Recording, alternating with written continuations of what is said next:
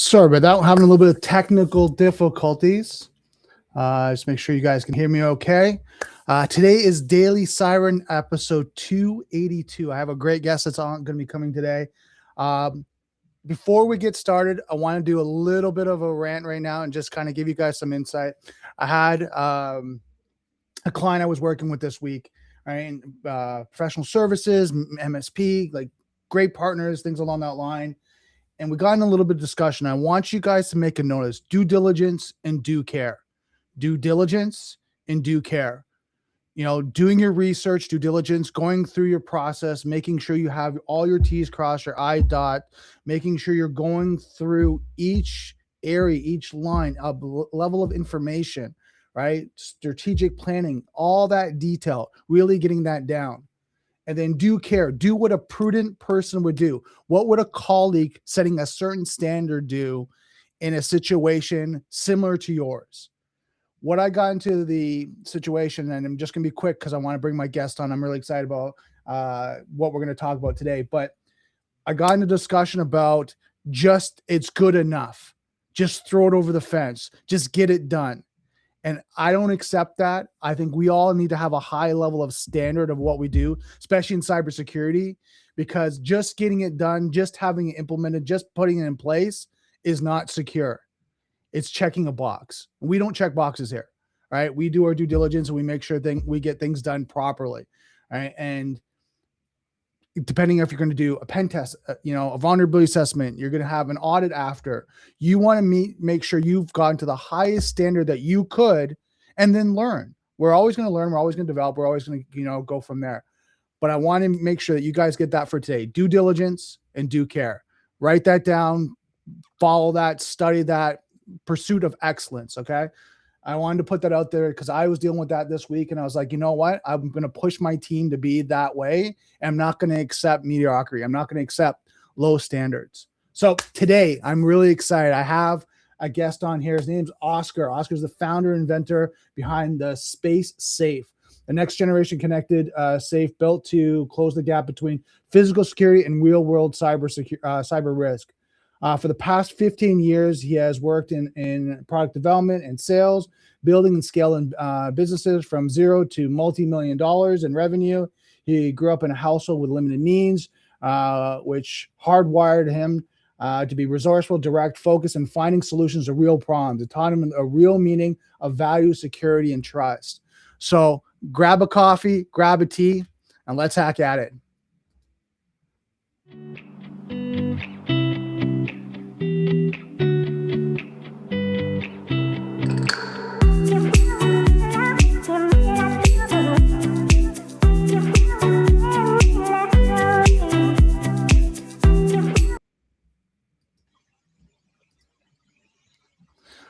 How's it going, Oscar? How are you doing?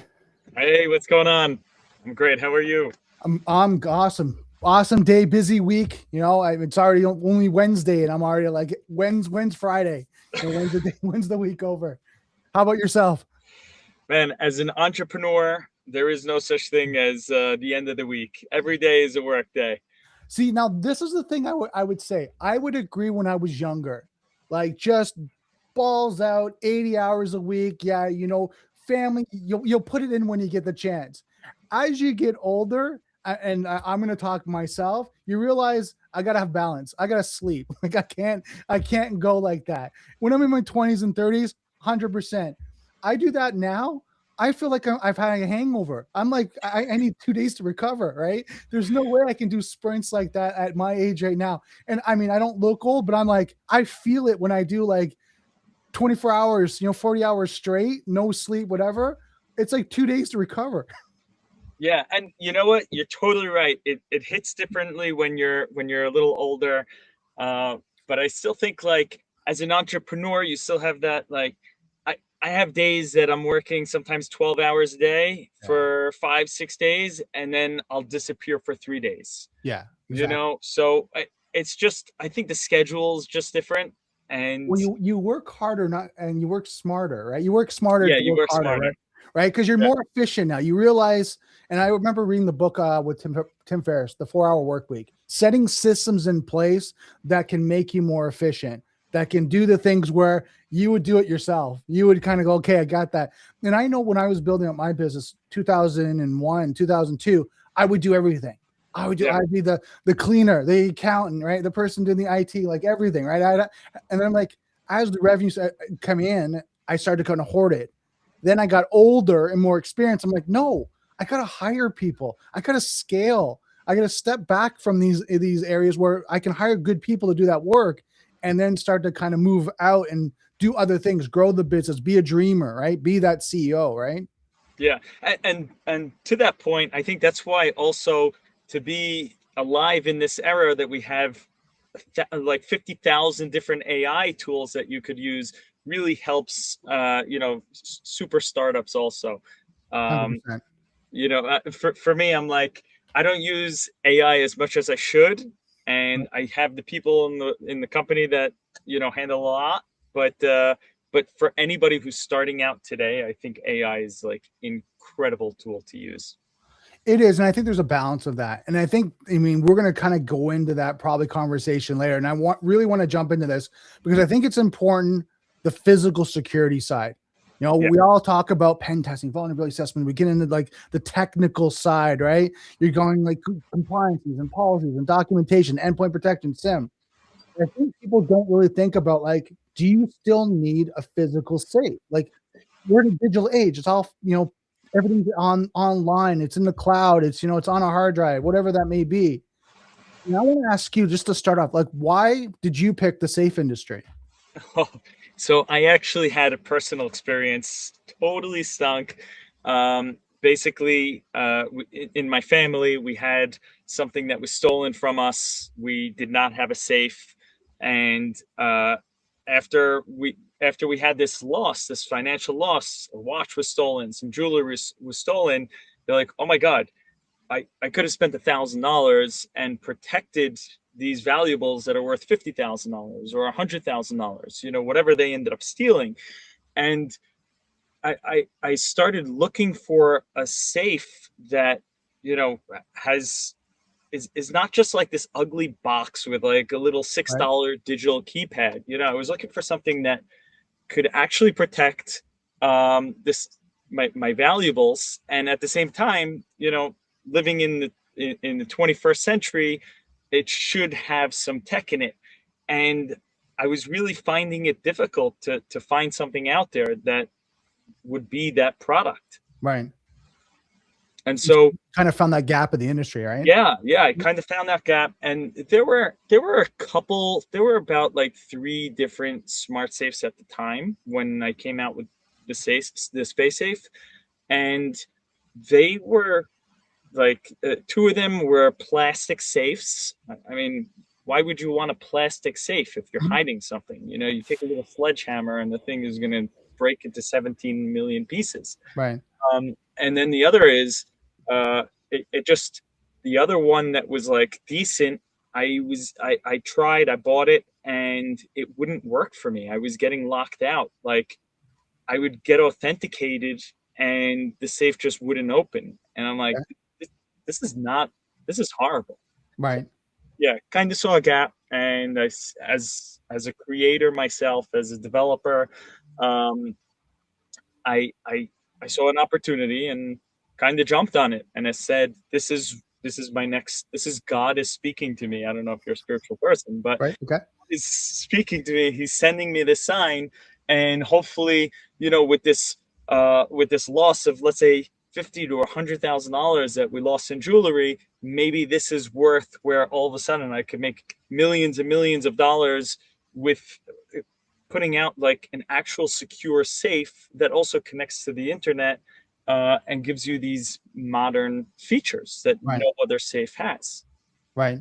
And we'll talk about the connectivity because I mean, what security, stream podcast here. We'll talk about that.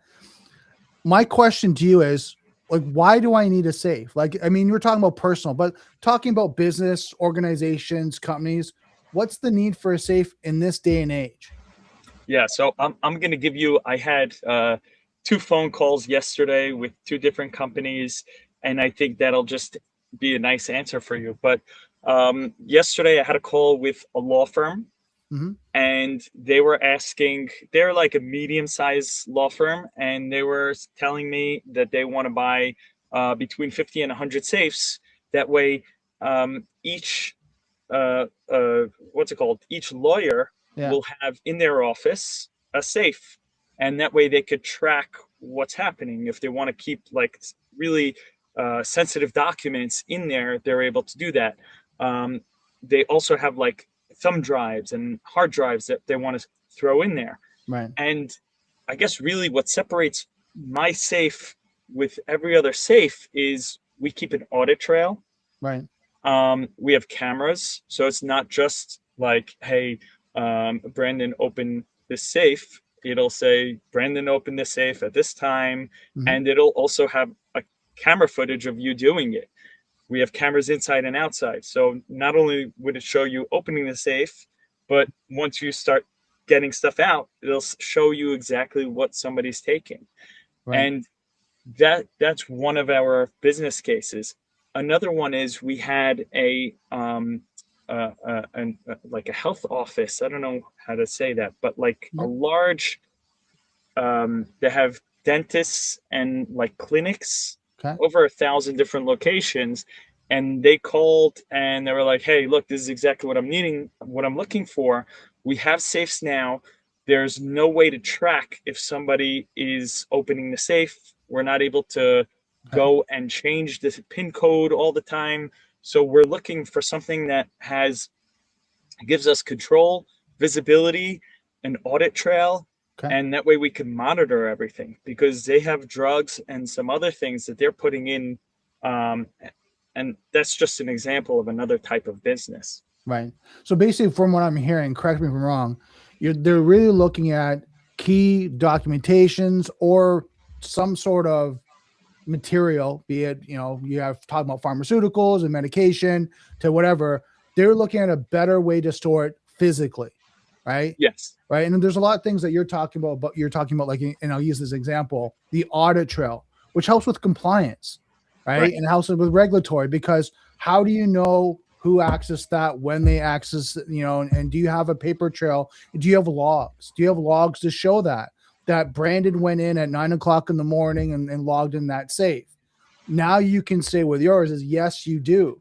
So I know from the security side, when we're looking at some smaller companies might have local storage backups, like, physical drives, like flash drives, whatever that may be, because they don't pay for, Veeam or big solutions. So they might have hard drives, right? And they might have Yep. physical drives or this and that they're saving into some sort of offline storage, that just in case there's an event happens, they can do that. Now, we talked about this when we were first initially kind of connecting, fire safe, waterproof, kind of all that, just in case something does happen, they can go in that. And then, like, what I'm saying is, the other side of it is not only in the office, they can have this offsite at their home.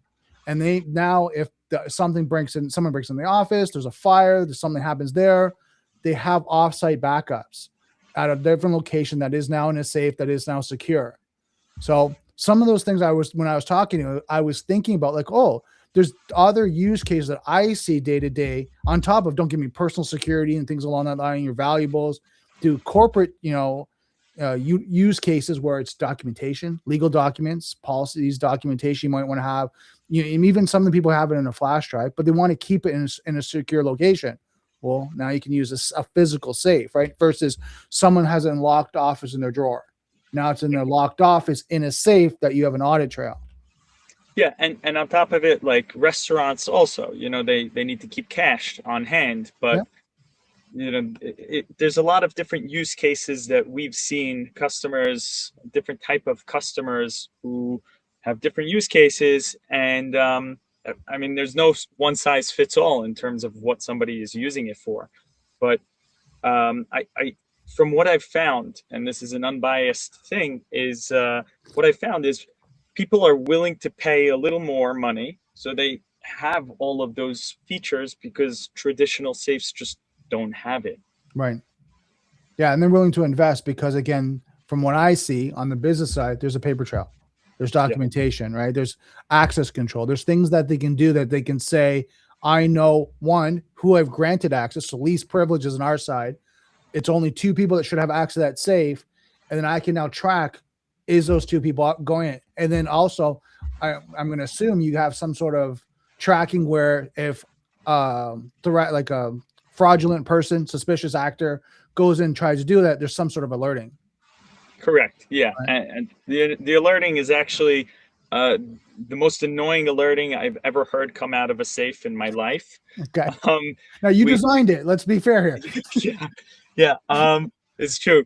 Our speaker is like 130 decibels. Okay. It's I don't know if you're familiar with that, but A little like bit. if you go to like a club, Yeah. you're getting around 100 decibels, Right. 105 decibels if it's like really loud. 130 decibels, especially when you're in like a closed room, it's really, really loud. And I that other safe that I was telling you about in the beginning of our talk just now, um, when there was one time I didn't get authenticated and the alarm went off and it was like beep, beep, beep, beep, beep. And I'm like, this is not stopping anyone. This alarm is a disaster. Yeah.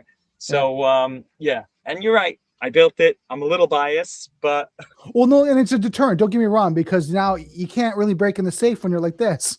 yeah, yeah, Right. yeah. So I totally get that. Now we've got a question from one of the viewers that are watching. With being in physical side of security, how have you guys triaged natural disasters like power loss or stuff like that? So, prime example, you're in a building. Like, does your safe need power? Does it have backup power? Yeah, great question. So our safe does require the safe to be plugged in 24/7. You could think of it as like an iPad. Mm-hmm. Your iPad only has so much battery that it could stay on standby. We do have a backup battery on the safe, Okay. and we're constantly doing improvements to do like low power mode version where it'll extend the battery life as much as it can. Okay. The idea is that if you could get 24 hours of battery life through the backup battery, that's our goal. That's what we're aiming for. So, If what's of the current course, standard right now? I think we're at like 12%. We just actually increased the battery size, Okay. and we're running tests on that sometime in like mid-January, because between that and the low power mode that we're improving, I'm gonna guess it's probably gonna go somewhere like 20%, 20 hours, and then we'll be able to keep going from there. So, in context here, so I lose power, Yeah, right? You right now have your safe that it's going to roughly last about 20 hours. correct. Now, what happens at that 20-hour mark? So we had a disaster, fires in the building. It's taken them 24 hours to go through the rubble, find my safe. Now, it hasn't had power for 24 hours. Can I still get access to it? Yeah, absolutely. So there's two ways you could get access to it. The type of power that we use to power up the device is a USB-C. Okay. So it's not like some custom type of power adapter. Yeah. We're using a standard USB-C. That way, if somebody wants to get a longer wire, our power cable comes with like a 12-foot cable. But if you decide you want like 25 feet or wherever your outlet, maybe it's not so close. That's one of the reasons. And the second thing is, if you want to use a backup battery, the same kind of backup batteries that you would use to power up your cell phone, if Yeah. you want to use that to charge up your safe, you could do that. That's Okay. one. Number two is the safe comes with three keys, three backup keys. Okay. And we've partnered up with a company called Eva. They are an incredible company, high security locks that they do in Europe. And this lock was actually LPL, the lock picking lawyer, approved this lock as like one of like a great lock that people should use. Right. And so that's why we use that. So Okay. you have two options if the power goes out. Okay, and that's perfect. I mean, I think that's a concern too. I mean, like when you're looking at anything that's powered, you're looking at a UPS or backup supply or whatever that may be, like, and then is it dead? But I mean, what you're saying is, yeah, the power might be out. And from what I'm assuming, right, my hypothesis, there's no logging at that point. There's no video, like stuff like that. But it's still the safe is, you know, secure. Now you just have to physically get into the safe by using a key. Exactly. Yes. And so if the power is out and you use the key, then it won't log it. Okay. If the power is up and you use the key, it gets logged. So you're 100% correct on that. Okay. Now, what about in the case, for example, power is out, it's on battery. How is it logging the access? So say power runs out. I'm like, okay, screw this company. I'm going to take everything they have. I'm trying to find the safe and I'm going in. Does it need Wi-Fi access? Is it logging locally? Like how does it retain those logs? Yeah, so it's retained locally and everything gets backed up onto the cloud. The cloud is encrypted. It's through AWS. I'm sure we'll probably end up speaking about that after also. Yeah. Yeah, everything goes onto the cloud. So essentially, if you lose Wi-Fi, then it would not upload any data to the cloud, but you would get a notification if the cloud does not find your device connected. So Right. if after a certain amount of time there's no device, your phone is going to get a notification that says the space safe has lost power or the space safe has lost internet connection. And you as the owner would want to say like, hey, maybe what's up? I know Right. there's a power outage or that's a little fishy. That should not happen. Okay. So then you're going to go and investigate, right? Yeah. Okay. And we've had a lot of customers who've asked us like, is there another solution? Because that's a little scary. And we've told them, if you want, you could always have, what's it called? Like a hotspot, like T-Mobile and all those guys, they offer hotspots. So if you want something that's not on your Wi-Fi, that's completely off the grid, you could do something like that. That way you're always connected and always having up to date. And inside the safe, we have USB ports. So you could just leave it inside the safe, plug it in, and it would be good to go. Are the USB ports accessible externally? So we have... Just the power? Is that the only one? Yes, the power is the only one. Okay. Have you guys done a pen test against the actual safe? What's a pen test? So Sorry. I have like a security expert come and try to break into the safe. Not yet, but we do have a company in Europe that's all they do, and we do plan to send them a bunch of safes to do that with. Okay, so that's kind of in the forecast year that we're doing, because I know one of the questions the team was asking right now was like the USB kill is a kind of an attack methodology to get in through like the USB port you're talking about. So that's what I was wondering if you kind of went through that methodology to kind of go through and see if like, hey, can someone actually compromise? Then, I mean, again, as well as I do, can you compromise the lock? Can you compromise the hinges? Can you compromise this? Can you compromise USB? How secure is it? Because some of the things you look at and you're like, oh, everything's secure. And they go, oh, I plugged in this. And all of a sudden I compromised the USB and now the safe just opens. You're like, really? That easy? We have a block on the USB. It's I don't know the details of it, but I do know that it's blocked. And from what I understand with the developers, because I'm not a developer, but from what I understand is we have like special codes internally to be able to get into that, and it's only like high up people who have those accesses to get into USB. That's number one. Number two, even with the USB, there are no we don't have that scenario where if you plug in, we don't have like an open API where you could just say like open the safe. It doesn't work like that. Right. Which is good. I mean, that's good. And I think some things on the security side, I'm going to say that my hypothesis for the actual people viewing and the community is they like to hear that statistics. Like, have you had someone come in and use all their toolkit and see, how far could they have gone, right? They've tried everything. They tried, manipulating like the app potentially you might have that's going to Azure, all that, logging. every way, Wi-Fi, the connectivity, have they been able to test it to make sure everything's secure? And then where does that stand? Because I think that tells a good story for the security community too. Yeah. That, oh, hey, you know what? Yeah, we've done our due diligence on that side too. Not only like, and we talked about the physical security, the fire, the water, like the actual, the lock, all that has great, standards of security. But now it's a question of like most of these guys, like, and I think that way too. Is, and we talked about that. What level of encryption you have? What's this? What's that? And you're like, whoa, that's great questions, right? And we were talking about that, and we'll get into that. I think we have both sides of the fence here. You have the physical security, which people think, okay, I want to protect my valuables. But then you think the other side of the community is, well, can we compromise it? Can we get into it? Like, is there a way to do that? Yeah, so I'm gonna give a short, unbiased answer.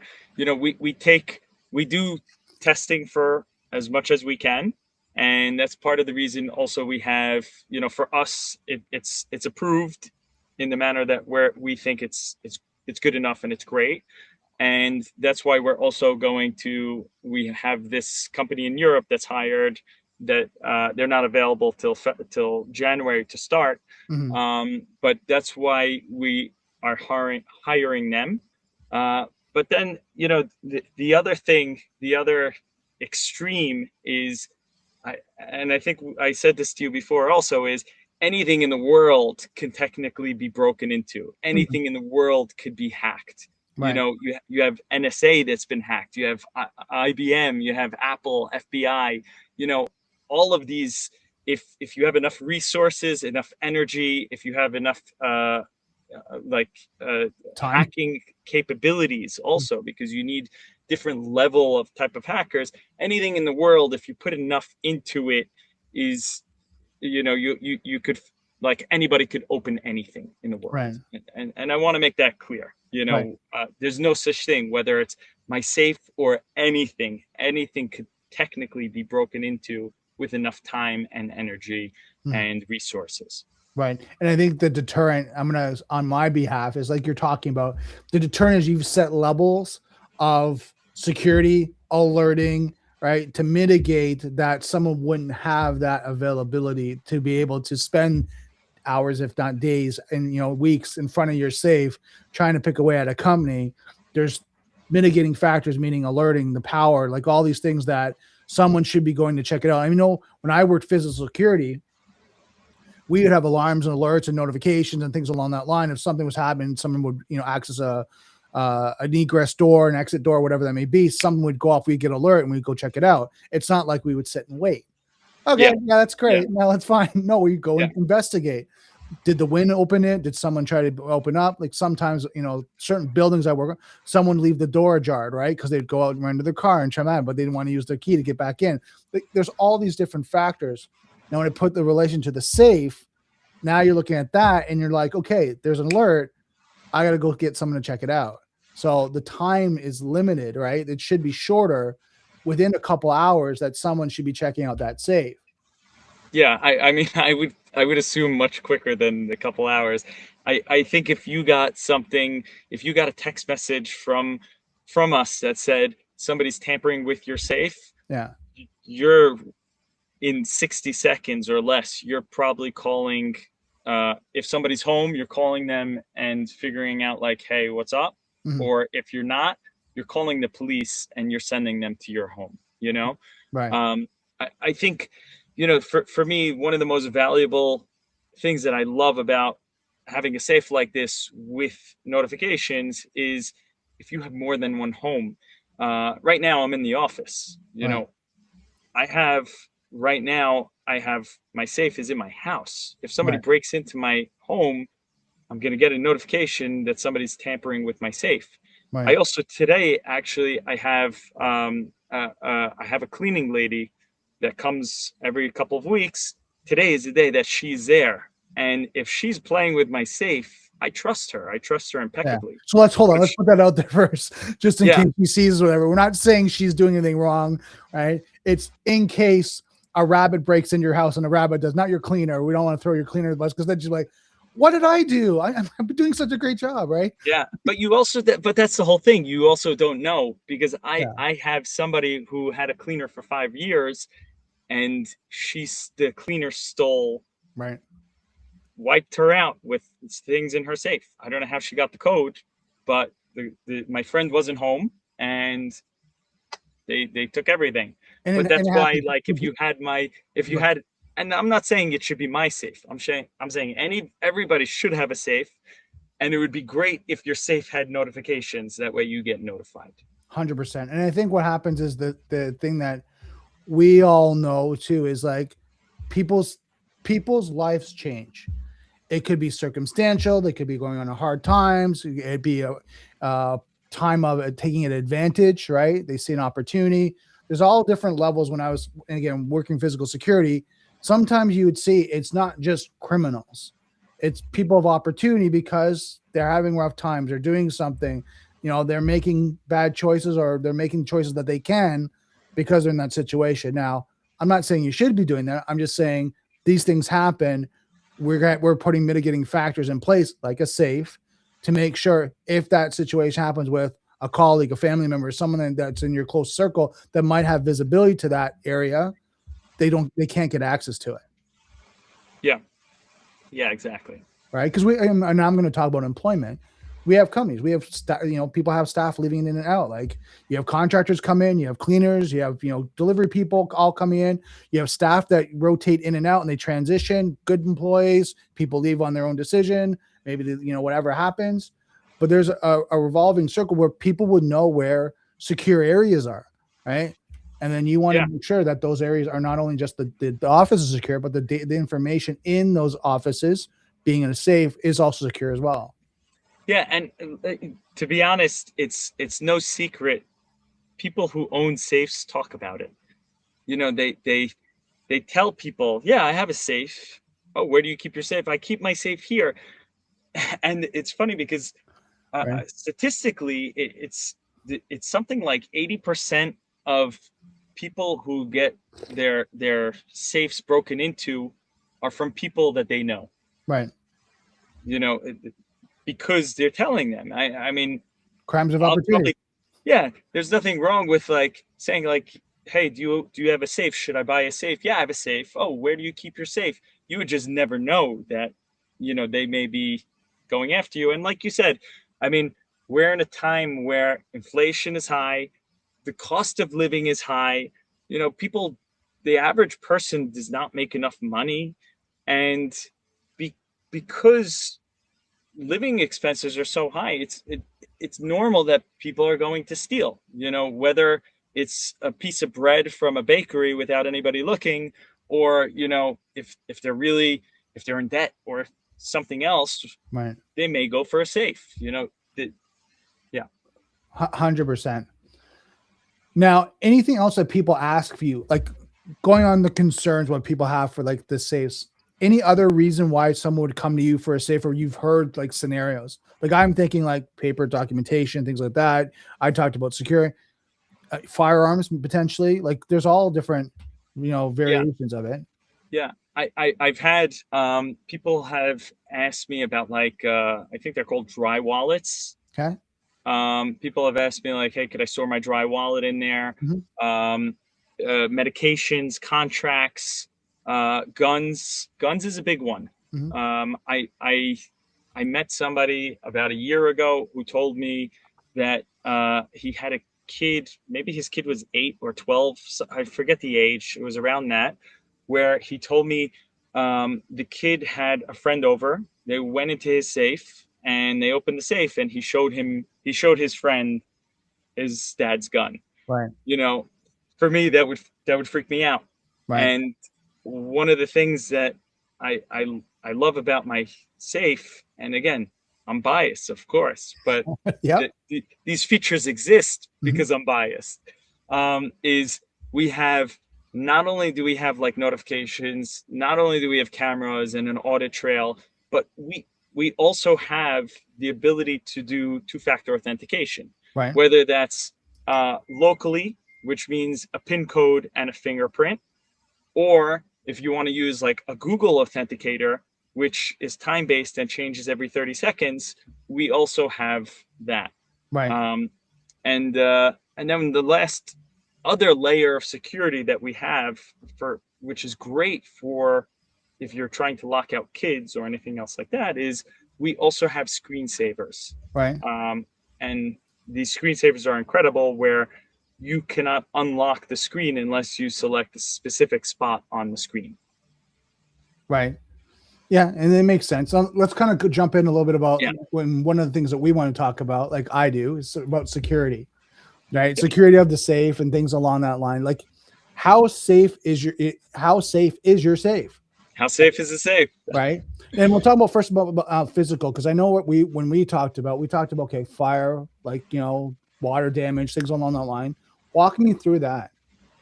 Yeah. So we have our safe is not we don't have a fireproof rating, and it's not waterproof.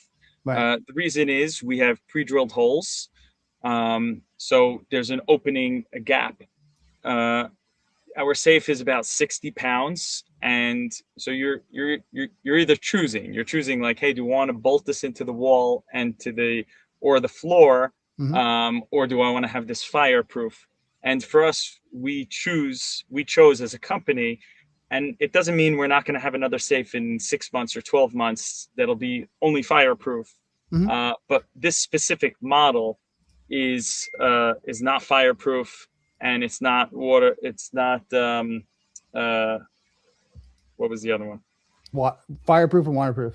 Yeah, fireproof and waterproof. But we do have temperature and humidity sensors. So if something's happening, instead of waiting for the fire department to get there, you could instantly be notified if, like, your safe gets 10 degrees warmer or 20 degrees warmer. You're going to know that there's a reason for that. You asked me how secure it is. I spoke about the lock before. The average lock, so our safe retails for $12.99. That's about $1,300, right? The average lock that people use on safes for something that's like a $1,000 safe or less, you're talking about locks that cost them like $5 or $10. Yeah, because they're mass manufacturing. Yeah, I mean, these things they're coming from China. They're watching every single dollar counts, and so they're giving you the ability to unlock a safe with a key, but they're not secure. Right. And so, right. So in terms of physical security, we're talking about you have a lock, and then after that, it's the actual metal. Right. Do you have metal? Do you have plastic? I would probably say that our safe is, in terms of like security, the thickness of the metal, we're better than any safe that's under $800. And so we are in the next tier of safes. Right. And so again, this is this kind of safe. This is this model safe. We have other safes that we're planning to come out with over the next 12 months, which will have different security levels, much thicker metal or maybe thinner metal if you want something that's more portable. But for this specific safe, that's what you're getting. It's a good quality safe. Okay. It really is. Now let's talk about the digital security. I mean, this is something that I was really interested in. So you got all these functionalities and features, right? That you can get alerting, you can get notifications, you've got video going to the cloud. Walk me through, like, do you have, you know, level of encryption on the data, right? Do you encrypt that? You know, how secure is that communication? Can I get access to it? You know, do you have access in the sense of that communication now going to Azure? Have you guys now secured that? Like, walk me through that. Yeah, I'm going to mention it in two different ways. The first thing I want to mention is, at the company, we don't have any ability to see anybody's footage. We don't have access to any of that stuff, right? So that's something I wanted to point out in the beginning. I don't have the ability to go and unlock somebody's safe, and nobody in my company has that ability either. Right. So that's something that's, I want to put out there first. The second thing is, because I know we had a competitor that did do that about a year or 2 years ago. I think they they gave access to like the FBI to one of their customers' safes, Okay. and it was not cool at all. Yeah, Right. that's number one. Number two, um, everything is encrypted locally on the safe. Okay. The safe, when I say it's locally, there's this little SD card that's on the safe that keeps everything on there and that Right. keeps all the information. That stuff is all encrypted. Okay. Now, we use AWS and they have a high encryption also. And whatever is passing from the safe to the back end, from the way I understand it, from the developers, are everything is encrypted Hmm. and it stays locally encrypted on the cloud also. Okay. So you have encryption at rest in the safe with an Yep. SD card. Then you got encryption in motion, so your traffic is encrypted. And then Yes. on the Azure server, you're encrypted, which now only the customer has access to that. Is that my understanding? That's exactly. So now when you have the mobile app on your phone, that's where you're getting access. I don't know if I think it decrypts on the phone itself. I'm not entirely sure. Okay. But And then, yeah. and then through that, and you said it was two-factor authentication to be able to log into the Azure portal. Yes, exactly. For the developers, they all require 2FA. For your cell phone, you require another PIN code to get into the mobile app. Okay. And you are allowed to set as many different layers of security on the safe as you want also. Right. Right. Okay. So you have options, right? Is that what you're saying? Exactly. Like my grandmother, she may not want 2FA. Right. You know, she may just want to put in 1, 2, 3, 4. That's good enough for her. Right. So you could dumb it down to the most simple authentication. Or if you're somebody who cares about security and you're like, no, this is going to have as many layers as I want, you can have that. Okay. Now, are you guys looking to enhance the security? Always. Okay. Always. We're always so as a company, a lot of features that we've added have been features that customers have requested. Right. So people say like, hey, it would be cool if like the screensaver thing, we didn't come up with that ourselves. We had a customer who said, hey, I would like to have screensavers. That way people don't know that this is a safe. And then we started adding a weather screensaver, a calendar screensaver. So it shows all your calendar events if you want, right? Everything is optional if you want. And our safe has over-the-air updates. Right. So as we're coming out with new features, once we test them, once we're happy with them, we're able to roll them out to any safe that's online. So then that's another question. So you have to maintain like patch management program with the safe then? Yeah, we have that. It's But now internal. for me as a client or a customer of you, I have to do that too now, right? Coming in? So for example, I have your safe. I have it in my office. You have an update. Maybe you find a flaw. You have some sort of patch that's coming out. I have to now maintain that safe update. You don't have to do anything. If you want to turn it on automatic, you could turn it on automatic. Okay, but yeah, let's kind of walk through that because I mean something that because you have software, because you have applications on there, one of the things that your developers will come up is there's going to be vulnerabilities. There's going to be code updates, things along that line. Of course. What's going to happen is there's going to be a shared relationship between the organization and the actual user themselves that they're going to have to patch that. You're going to come up with a vulnerability that you guys have found. It happens with all companies. It's not saying you specifically, but all companies come up with that version 1.2, version 1.3, version 2, and so forth. That now I have to maintain that because I want to make sure, and I'm using this as a company, and I want to use all the functions and features. I have to maintain that. So if there's a new update because there's a vulnerability, because if it's online, you guys have found something, I have to go in now and make sure that it's patched. So something to think about. Yeah, you don't have to. We have the option where you could turn on automatic updates if you want, or turn it off. And by default, all safes come with it as automatic. Now, if somebody wants to turn it off for any reason, they could do that. But the average user is not as sophisticated as you or I. Right. So we try to make as many things default on uh, for them, for that purpose. Right. But again, you could turn the same way if you go into your cell phone and you go into settings, you have 100 different options for different things. We have something like that for our safe. So you could turn things off, you could turn things on, you could add multiple users, you could change the type of authentication that you use. You could change. There's so many different options that we have. Right.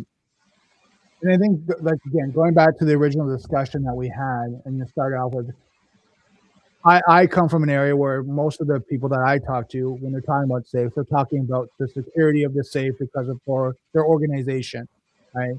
Now, I'm sure, and I agree with you, there's people that want it for personal uses, but that's why I was kind of diving a little bit deeper into the business use case, documentations, backup drives, things along that line that they need to store in a safe that they want to keep secure.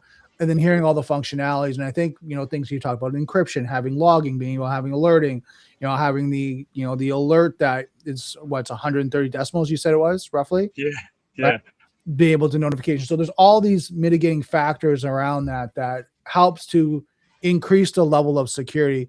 And I think that the thing that kind of something future state is making sure for like someone like myself or a business user is if there's patch management tying it into the actual overview of what they'd have to maintain, because an organization doesn't want to have an unsecured device in their environment or one that has a vulnerability that they're not patching, even if it is a safe, because a safe could be potentially an access point, yeah, right? So yeah. just kind of throwing that out there. Now, got a question here. What impact do you want to have in a security overall? What is your vision? What's our vision? Our vision is to be this incredible security company that's advanced, because today the safes are really, they're like super outdated. It's a little pathetic if to say how outdated they are. Mhm. And we want to be, our vision is to be the most advanced safe that gives great product, and that doesn't look like an ordinary safe. Right. Part of the problem is like there's there are a lot of safe companies out there, and the the quality of it is not really great. You know, as somebody who builds product, and I've been doing it for the last 15 years, my for me the most important thing is to have product that people are happy with, that people can trust, and just keep coming back for. Right. And I, I'm not relevant, but I had a company about 12 years ago, and some people still have products of those. And they randomly, when they see me, they say, like, oh my God, I still have this thing. It's great. It's the best one I ever bought. Right. And that's what we want to be known for. We want to be known for giving everybody security, from anywhere in the world. And in 2025, we're about to hit 2026. The fact that you could uh, change a light bulb and turn it on from like the beach, or turn on your oven on the drive home. There's no reason that you should not be connected and secure with a great quality safe. Right. Which is good. I mean, it's a good vision to have. I think I love to hear Q1. How when you guys get your pen test done, you go through that kind of that next level. When you increase the security, I'd love to kind of hear where you're going through, because again, I know some clients, I work with do ask me like, should I get a physical safe? Should I have that, at home or, on the office? And they're asking for something like a good quality that they can utilize. Again, when they're looking at for tracking too, right? Something you have for logging. So that's why I wanted to have this discussion with you, because you can go out there and there's safes, right? There's safes that you can get from anywhere from like a couple $100 you can get on Amazon to thousands of dollars when you go to like a security company, right? I was Yeah, talking to a colleague of mine, and he was talking about the safes that they had their location, and they had challenges moving them around the elevators, right? Right. They had challenges kind of going through that because they were just too heavy. yeah, Right? So these are conversations I'm having in the background. And then I think the best thing for myself is just understanding what's out in the market, what's the options out here, and then what people can go with, right? Yeah, absolutely. And I think I may have said this in the beginning. I think everybody should have a safe, whether it's a $20 safe, $100 safe, $10,000 safe, $100,000 safe. It really depends what you're putting in the safe and how secure you need it to be. But I definitely think everybody should have a safe because it deters anybody who's breaking into your home, whether it's an intruder or you have a housekeeper.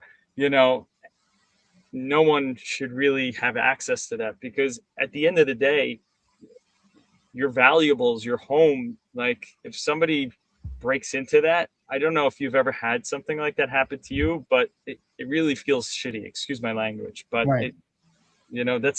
that's your zen. Your home is your zen. You're like your place that it feels safest. And if somebody breaks in and steals something, it sucks. It sucks. Right. So awesome. Thanks so much Yeah. for today's stream. Now, if anyone wants to get a hold of you, got your website here, Space Safe. Yeah, thespacesafe.com. Yeah. And we have contact form there. We're a small team, so if you have any questions for me, if you have any questions for anybody, we're very happy to answer that. Awesome. And then, then I put your LinkedIn information here if anyone wants to reach out. Yeah, I'm happy to connect yeah. Awesome. Well, thank you so much, Oscar. I really appreciate it. Hey, thanks a lot. Yeah, and again, if anybody has additional questions or you want to hear about more features, or if you have a feature request, feel free to email us. Awesome. Thanks so much, Oscar. Thank you.